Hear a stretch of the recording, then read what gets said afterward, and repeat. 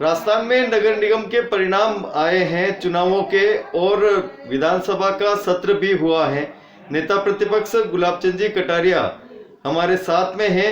इन्हीं से जानेंगे कि किस तरह की रणनीति अब पार्टी अपनाने वाली है आगामी चुनावों को लेकर। जिला परिषद के चुनाव आ रहे हैं, पंचायत समितियों के चुनाव आ रहे हैं, और पार्टी क्या तय करने वाली है, किस तरह से अब विचार विमर्श किया जाएगा, और क्या विधानसभा के सत्र में आया है, जी बताएं। देखो, नगर निगम के चुनाव ने ये सिद्ध कर दिया जी कि कांग्रेस ने इन सब चुनावों को पोस्टपोन इसलिए किया था कि वो जीतने की गणित बिठाने का प्रयत्न कर रही थी। जी और सबसे पहले काम किया उसने वार्डों का पुनर्गठन करके और 3 की जगह 6 नगर निगम बनाई। जी और कोशिश ये की कि उनके जो वोट हैं उनको एक तरफ करके छोटे बड़े चाहे जैसी भी संख्या के आधार पर वार्ड बना करके मैक्सिमम जीता जाए। लेकिन रिजल्ट ने प्रमाणित कर दिया कि कांग्रेस की उस मंशा पर तो पानी फेर दिया। जयपुर में भी 250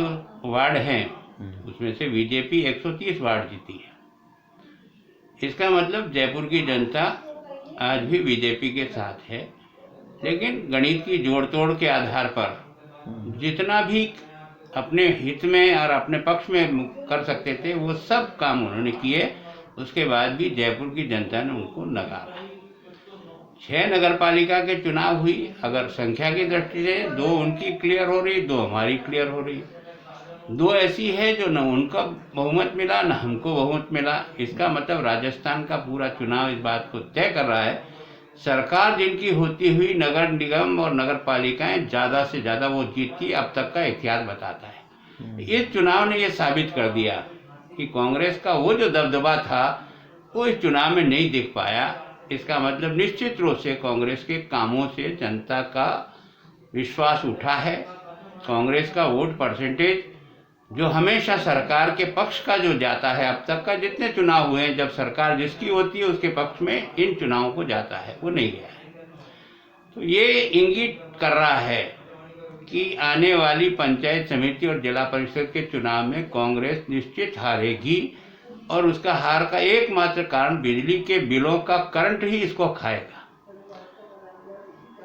और निश्चित रूप से गांव में जिस प्रकार के सारे विकास के काम जो वसुंधरा जी के टाइम पे चल रहे थे, जिस प्रकार से वो कहीं भी काम दिखाई नहीं देते। ये अखबारों में भले रोज घोषणा करो, ये जितने भी फीते काटे ना, इनमें से ये एक फीता भी ऐसा बता दो जो इनकी सरकार आने के बाद स्वीकृत किया हो और उसको कंप्लीट करके उसका फीता काटा। ये जितने फीते काटे हैं तो पिछली सरकार के, चाहे केंद्र के हैं चाहे हमारे हैं, वही फीते काटे हैं। और वाहवाही लूटने की कोशिश करें तो अब की बार इस पंचायत राज के चुनाव में ये इनको स्पष्ट हो जाएगा कि गांव की जनता किस प्रकार से इस सरकार से दुखी है। जिस तरह से विधानसभा का सत्र हुआ था, सत्र में क्या देखो, विधानसभा सत्र में पहली बार मैंने इनको कहा कि आप ये सब आलोचना कर रहे हो कि अडानी अंबानी के पास चला जाएगा। कौन सी लाइन में ऐसा आ रहा है जिसमें अडानी अंबानी को जाएगा? केवल आपका नेता भाषण में बोल गया और इसलिए आपको बोलना आपका धर्म बनता है। एक लाइन उन तीनों बिलों में ऐसी बता दो जो मंडी के काम को रोकती। मंडी के काम को हम नहीं रोक रहे हैं। मंडी के काम को अगर रोकने का काम कोई करेगी तो स्वयं राजस्थान सरकार करे, क्योंकि मंडी टैक्स इतना अधिक है जिसके कारण से अब जब खुला बाजार में कहीं भी बेच सकेगा तो मंडी में अधिक पैसे देकर के क्यों किसान जाएगा। इसके लिए मंडी को अगर चलाना है तो आपका मंडी शुल्क खत्म करिए और मंडी को मेंटेन करने के लिए कोई सरचार्ज लगा करके आप अपना काम चलाओ, जो व्यापारी से वसूल हो, किसान से नहीं हो, तभी किसान जाकर के वहाँ बेचेगा। अभी भी मंडी में कोई भी जाकर के माल बेचना चाहे तो रोक नहीं। एक पहले मंडी वाले केवल मंडी में आने वाले सामान को खरीद सकते थे, अब मंडी के व्यापारी को भी कहीं से भी माल खरीदने की आज़ादी है। पहले मंडी में 200 व्यापारी व्यापार करते थे, अब 2000 व्यापारी व्यापार कर सकते हैं। तो व्यापार बढ़ेगा, लोगों की बेरोजगारी जाएगी। और गांव-गांव में जो छोटे छोटे खेत हैं, आधा बीघा, 1.25 बीघा, 2 बीघा, वो खाली मक्की डाल करके और मजदूरी पे आ जाता है। अगर उसको कॉन्ट्रैक्ट फार्मिंग के तहत यानी इस प्रकार की खेती से जोड़ा जाए जिसमें इन्वेस्टमेंट करें, जैसे अपनी ग्रीन हाउस तैयार करते हैं, बाकी तैयार करते हैं, तो छोटी ज़मीन में भी ज़्यादा से ज़्यादा कमाया जा सकता है। तो देश के प्रधानमंत्री ने पहली बार किसान को नीलाम होने से बचाया है, उसको भी अपनी मेहनत की चीज़ पैदा करने का, मूल्य तय करने का एक उसको शक्ति मिली है। लोग कितनी भी आलोचना करें, और मेरी गारंटी है 2 साल के बाद हिंदुस्तान का किसान ये महसूस करेगा कि कोई ऐसा बहादुर प्रधानमंत्री है जिसने वास्तव में इतना कठोर कदम लेते हुए भी किसान को खड़ा करने का प्रयत्न किया। आप मानते हैं कि जिस प्रकार से नगर निगम के परिणाम आए हैं, मुख्यमंत्री राजस्थान के अशोक जी गहलोत को उनके ही घर में, उनकी विधानसभा में जिस प्रकार से निश्चित रूप से उन्होंने जो हर एक जगह 2-2 डिवीजन किया, इनके वोटों को देखा जाए कि किस प्रकार के वोट का पैटर्न है, उनको मिला करके उन्होंने नगर निगम बना करके जीतने का ये जो नाटक किया है, वो वोटों का एनालिसिस जब करेंगे तो राजस्थान की जनता समझ जाएगी कि ये जो विद्वेष में बांटने का काम, राजनीति को धर्म के आधार पर बांटने का काम, राजनीति को अपने वोटों को रिजर्व करने का जो तरीका अपनाया है, वो इस राजस्थान को भविष्य में बहुत महंगा पड़ेगा। और उसका एहसास ये स्वयं अशोक गहलोत स्वयं 5 साल बाद इस बात को महसूस करेंगे कि हमने इतनी भारी भर्ती करके जो विद्वेष का बीज बोया है वो वटवृक्ष बनेगा। अब भाजपा किस प्रकार की तैयारी कर रही है? भाजपा की तैयारी पहले से थी। संगठन का जो ढांचा हमारा है जी, वो संगठन का ढांचा हमारा पहले से बेटर बना है जी। आज की तारीख में भी अब कोई ऐसा गांव और पंचायत नहीं है जहां बीजेपी नहीं है। पहले हमको कैंडिडेट ढूंढने पड़ते थे गांव में बड़ी मुश्किल से, अब हमारे पास कैंडिडेट चल करके आ रहे हैं। ये इस बात की सबूत है कि लोगों का रुझान गांवों में भी अब भारतीय जनता पार्टी के पक्ष में बना है। मेरे को भी 40 साल चुनाव लड़ाते लड़ाते हो गए।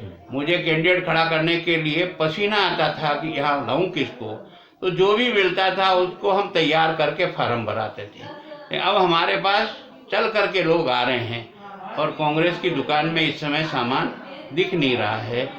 अभी तक इतना आगे चुनाव बढ़ गया, लेकिन वो तो अभी प्रारंभिक तैयारी में ही लगे हुए हैं, क्योंकि वो अपने संगठन को ही खड़ा नहीं कर पाए।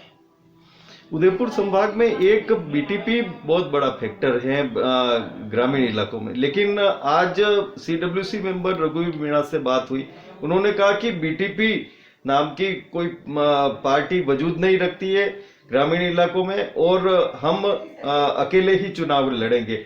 भारतीय जनता पार्टी का क्या रुख रहेगा? तो मैं सोचता हूँ बीटीपी एक क्षणिक बुलबुला था जी।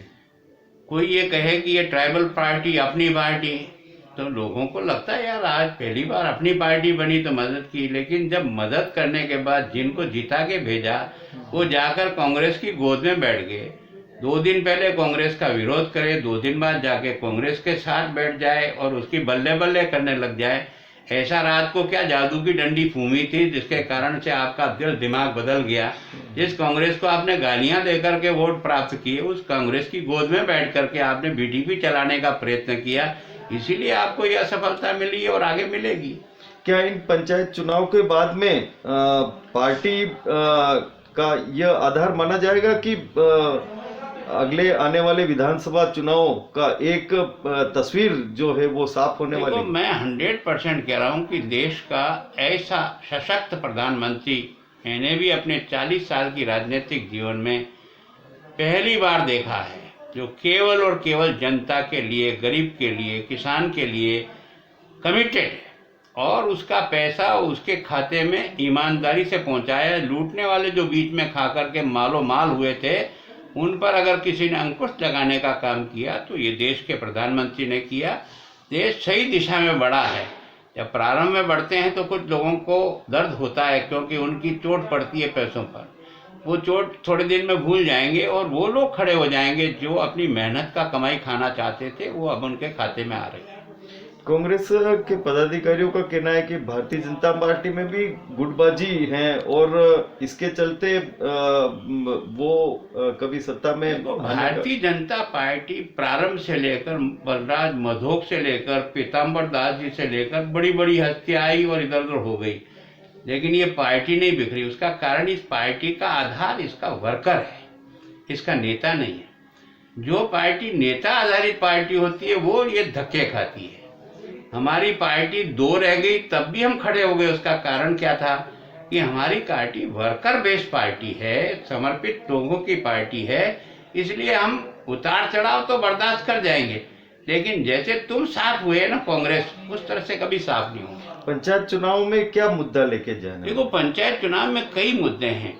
इस सरकार की 2 साल की असफल सरकार, जिसका जमीन पर विकास का कोई दम दिखता नहीं, जिसने कहा हम बिजली का बिल नहीं बढ़ाएंगे 5 साल तक, पर उसने जिस तरह से मारा है जनता को और जिसके हाथ में भी बिल पहुंचा है, चाहे वो अच्छा आदमी हो, गरीब हो, अमीर हो, सबको करंट खा रहा है। अकेले बिजली ने ही लोगों के बाल उतार दिए हैं, इसलिए इस पीड़ा से सब लोग दुखी हैं। और बाकी तो मैं सोचता हूँ सरकार की उपलब्धियाँ जो जमीन पे दिखनी चाहिए, भाषणों में तो दिख रही है पर जमीन पर नहीं दिख रही है, ये इसके लिए सबसे ज्यादा माइनस पॉइंट है। जिस तरह से मुद्दे हैं भारतीय जनता पार्टी के पास में, नगर निगम में उनको इसका लाभ भी मिला है, यह कहना है नेता प्रतिपक्ष गुलाब चंद कटारिया का। और आगामी जो पंचायत चुनाव आने वाले हैं वो भी ऐसे ही मुद्दे लेके जाएंगे जो आम जन से जुड़े हुए हैं। राज्य सरकार जिस तरह से विफल रही हैं उनके कामकाज को लेकर, ऐसा मानना है नेता प्रतिपक्ष गुलाब चंद कटारिया का। और यही मुद्दा लेके आम जनता के सामने जाएंगे और एक आगामी विधानसभा की तस्वीर इन पंचायती चुनाव से साफ होगी कि जनता आखिर किसके साथ है।